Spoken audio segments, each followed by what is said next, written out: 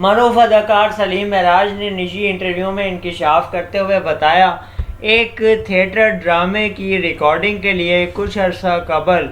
بھارت جانا ہوا اور ہندوستان جا کے ریکارڈنگ کے لیے ہمیں اس تھیٹر کو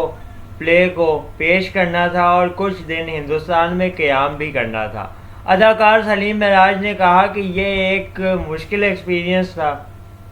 پاکستان اور بھارت کے تعلقات تو ہمیشہ اونچ نیچ کا شکار رہتے ہیں، لیکن جب ہم لوگ ہندوستان پہنچے تو بھارت اور پاکستان کے تعلقات میں اچانک سے کشیدگی کی انتہا ہو گئی، اور ہمیں جب یہ پتہ چلا کہ یہاں پہ اس طریقے سے ریسٹرکٹ رہنا پڑے گا اور موومنٹ پہ کڑی نظر بھی رکھی جائے گی، تو کافی زیادہ دل پریشان ہوا اور ٹینشنز بڑھ گئیں۔ سلیم معراج نے کہا کہ ایک پروفیشنل اداکار کو ہر ماحول میں اپنے کام پہ فوکس رہنا پڑتا ہے، اور یہی چیز ہم نے وہاں رہ کے سیکھی۔ سلیم معراج نے کہا کہ ہمارے بھارتی انٹیلیجنس کے اعلیٰ حکام ہمیں آ کے ملا کرتے تھے اور بریفنگ دیا کرتے تھے کہ آپ کے حوالے سے ہمیں رپورٹس ملی ہیں، ہم آپ کو یہاں قیام کی اجازت دے رہے ہیں، لیکن اس دوران آپ پہ سخت نگرانی ہوگی اور آپ کو اس بات سے آگاہ کیا جا رہا ہے۔ سلیم معراج نے کہا کہ ہم نے جب شوٹنگ سے فارغ ہو کے سیٹ کے آس پاس گلی محلوں میں تھوڑی بہت چہل پہل کی